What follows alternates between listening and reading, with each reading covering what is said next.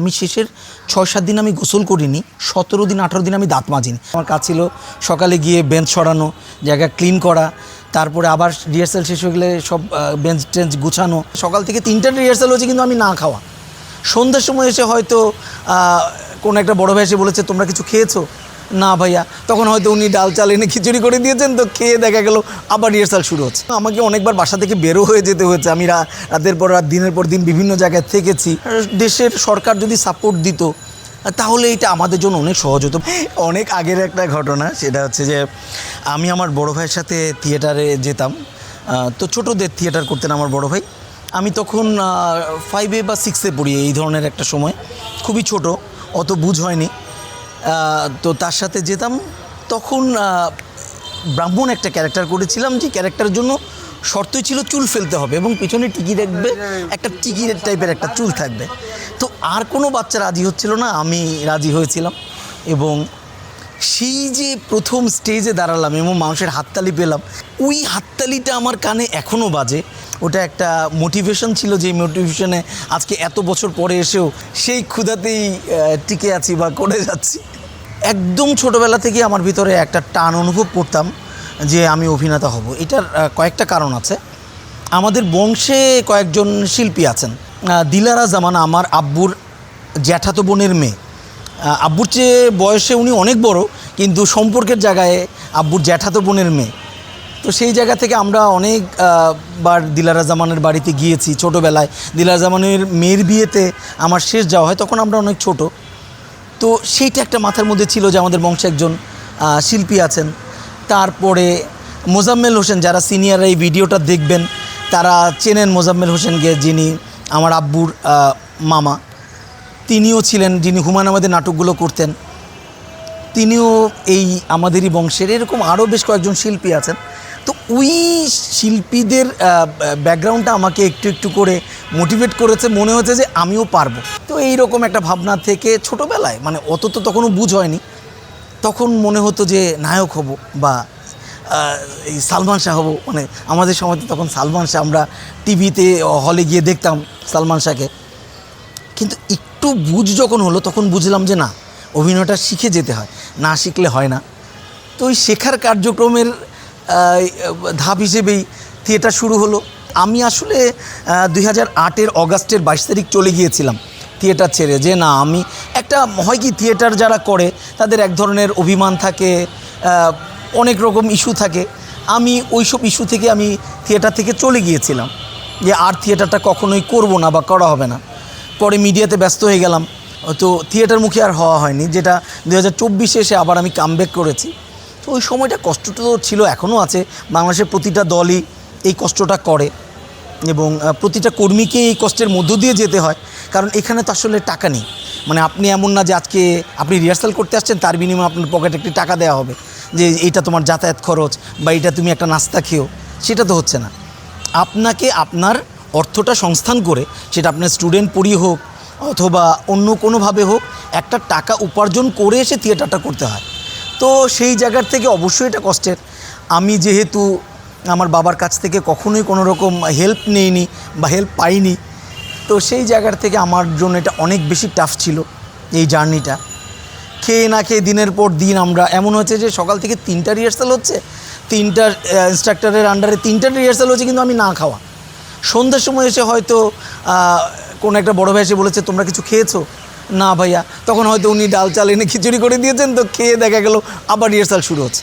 মানে এইরকমও গেছে। এখন আমরা শুটিংয়ে গেলে যখন দেখি যে অনেক আরাম আয়েশ, তখন ওই দিনগুলোর কথা মনে হয় যে ওই দিনগুলো ছিল বলেই আজকে হয়তো এই আরামের দিনটা দেখতে পাচ্ছি, নইলে হয়তো এটাকে দেখা হতো না।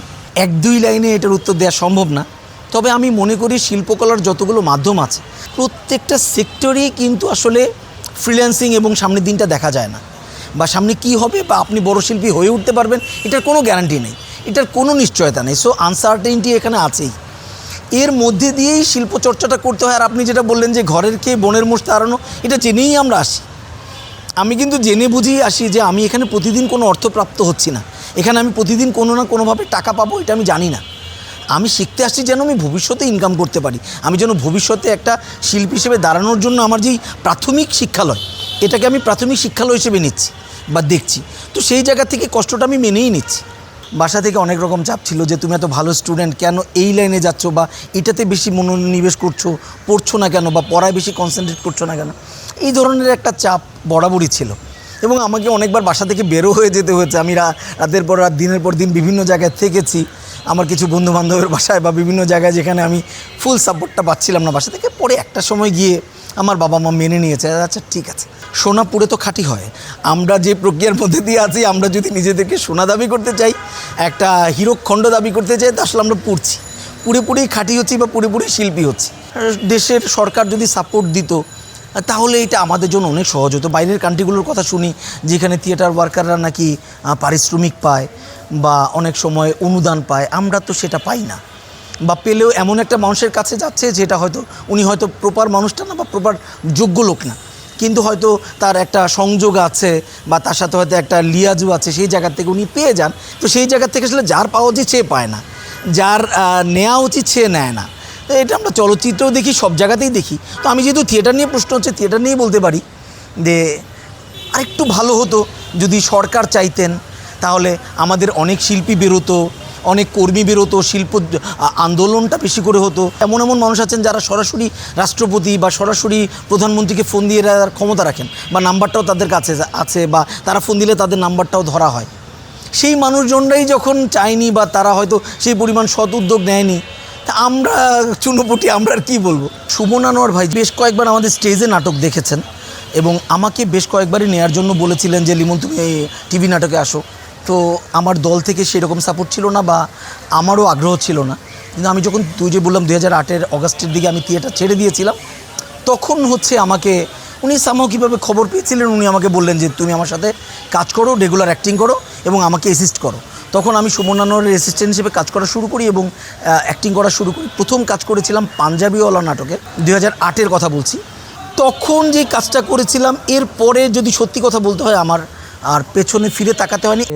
যে ক্যারেক্টার ছিল, যদি মানে প্রস্তুতি ছোট হলেও খুবই ভয়ানক একটা প্রস্তুতি ছিল। কীরকম?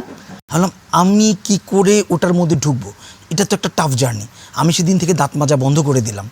এমন না যে দাঁত না মাজলেই আমি ক্যারেক্টারে ঢুকে যাবো, তা না, কিন্তু আমার কাছে মনে হচ্ছে যে এই ধরনের পিশাচ চরিত্রের মানুষ, যে একটা শিশুকেও ধর্ষণ করতে পারছে না, এবং 4 বছরের শিশু যার মানে কামনায় আসতে পারে, সে আর যাই হোক সুস্থ চিন্তাভাবনার মানুষ না।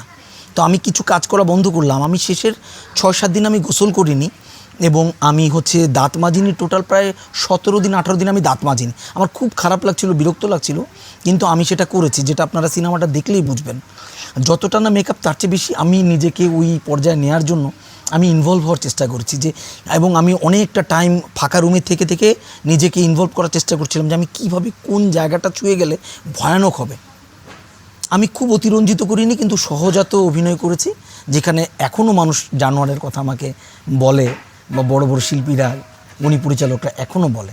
চিত্রে ঢোকার যেই যুদ্ধটা, এটা আমি আমার নিজের সাথে সবসময় করি। আমার যে প্রথম সিনেমা, সেটা হচ্ছে রঙের দুনিয়া, শাহ আব্দুল করিমের জীবনীর উপর বানানো। সেই সিনেমাটায় আমি মাওলানা ভাসানী চরিত্র করেছিলাম, বয়স্ক মাওলানা ভাসানী।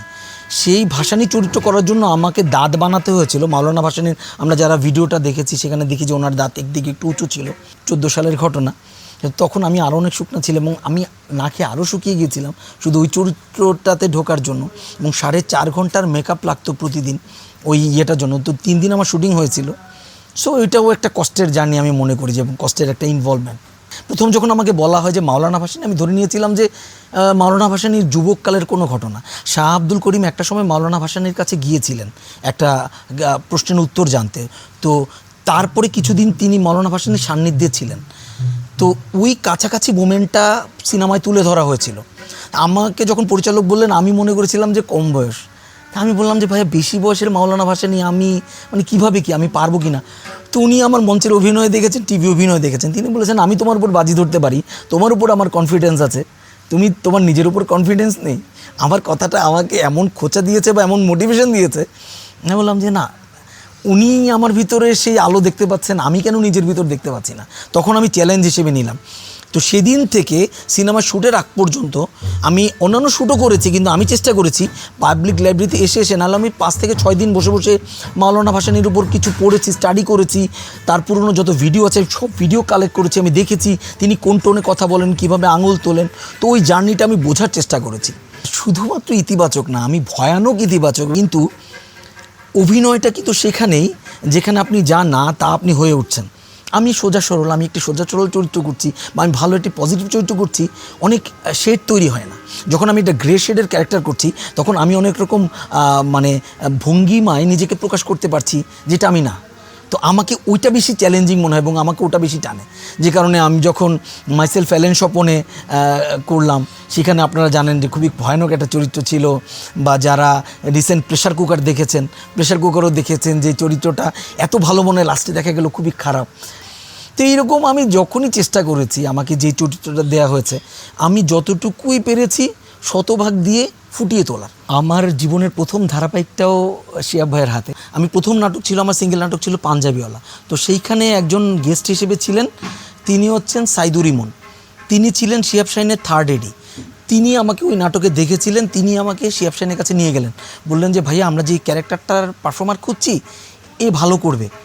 তো শিহাব ভাই আমার দিকে তাকালেন, বলছে না লালটুস চেহারায়, মিষ্টি চেহারায়, ও পারবে না। আমি বললাম কী এমন চরিত্র যে পারবো না, যে নিজের বাবাকে মারে, দাদিকে মারে, গ্রামের মধ্যে একটা ধর্ষণ করে পালিয়ে যাচ্ছে, 17 বছর পরে ভদ্র একটা ছেলে হয়ে লোক হয়ে ফেরত আসছে, সে হচ্ছে আজাদ আবুল কালাম। তো আমি হচ্ছে আজাদ আবুল কালামের কম বয়সটা করবো।